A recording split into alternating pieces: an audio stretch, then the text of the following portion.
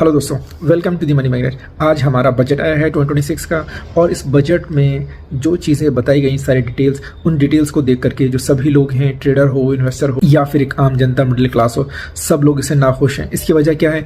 अगर मैं बात करूं ट्रेडर्स की, तो जो लोग ट्रेडिंग करते हो, आप जैसे लोग, हमारे जैसे लोग, तो उसमें एक टैक्स देना पड़ता था हमें, अगर आप लोगों को याद है, पता है तो, STT, सिक्योरिटी ट्रांजेक्शन टैक्स, जिसको बढ़ाकर डबल से भी ज़्यादा कर दिया गया है। पहले वो 0.02% होता था, अभी वो बढ़ाकर हो गया है 0.05%। अब ये है फ्यूचर्स के ऊपर। अगर आप ऑप्शंस में ट्रेड करते हैं, ऑप्शंस बाई सेल करते हैं, तो जहाँ पर वो पहले 0.1% था, अब उसको बढ़ाकर कर दिया गया है 0.15%।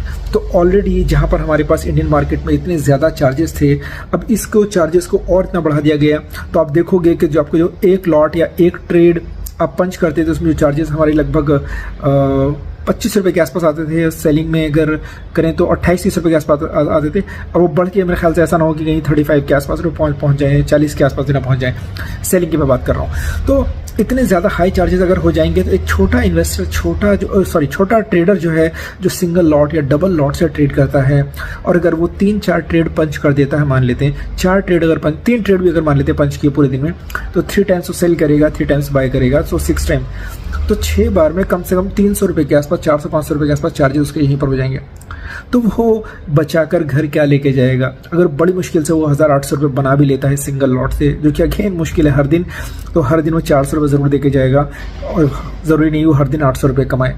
तो आपको क्या लगता है कि आपको इस ट्रेड में क्या चीज़ें पॉजिटिव नज़र आती हैं और क्या चीज़ें नेगेटिव नज़र आती हैं? कमेंट में ज़रूर बताइएगा।